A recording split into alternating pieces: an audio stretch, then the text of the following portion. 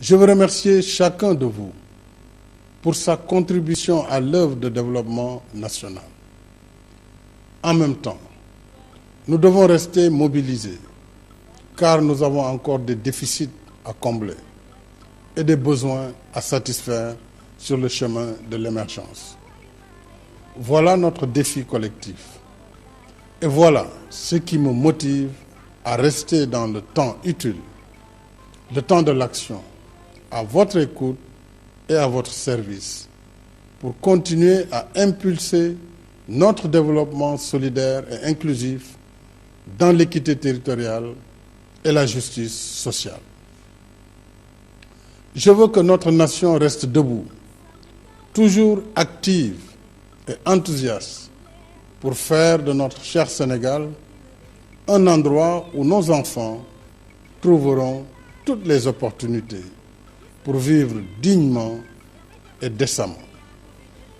À cette fin, je développerai 5 initiatives majeures dans la séquence de la seconde phase du plan Sénégal émergent.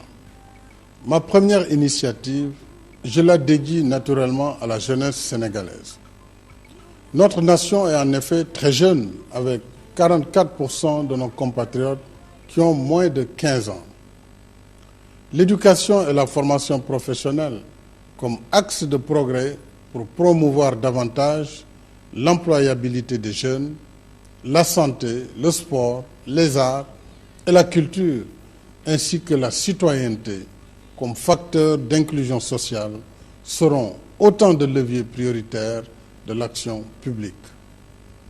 La seconde initiative majeure que je compte lancer porte sur l'économie sociale et solidaire pour compléter les services financiers déjà offerts par la DER, qui est la Délégation générale en l'entrepreneuriat rapide, par un nouveau package de services non financiers incluant la formation et l'encadrement des bénéficiaires afin que les demandeurs d'emploi d'aujourd'hui soient les créateurs d'emplois de demain. Ma troisième initiative nous prépare davantage aux défis de la société du futur, car elle consacre une grande priorité à l'économie numérique inclusive. Sur le temps du PSE, le Sénégal de nos rêves est un Sénégal numérique et qui innove, suffisamment préparé pour davantage donner que recevoir au banquet de l'universel. Ma quatrième initiative, que je souhaite réaliser à travers le PSE vert, nous prépare à la transition agroécologique en tant que pays sahélien. C'est au prix de la régénération et de la protection de notre patrimoine forestier que nous préserverons les intérêts vitaux des générations futures. Enfin, ma cinquième initiative concerne l'industrialisation, clé de la transformation structurelle, économique et sociale que nous portons à travers le PSE. Ces 5 initiatives majeures seront complétées sur la même séquence 2019-2024 par 3 programmes sectoriels à l'échelle nationale.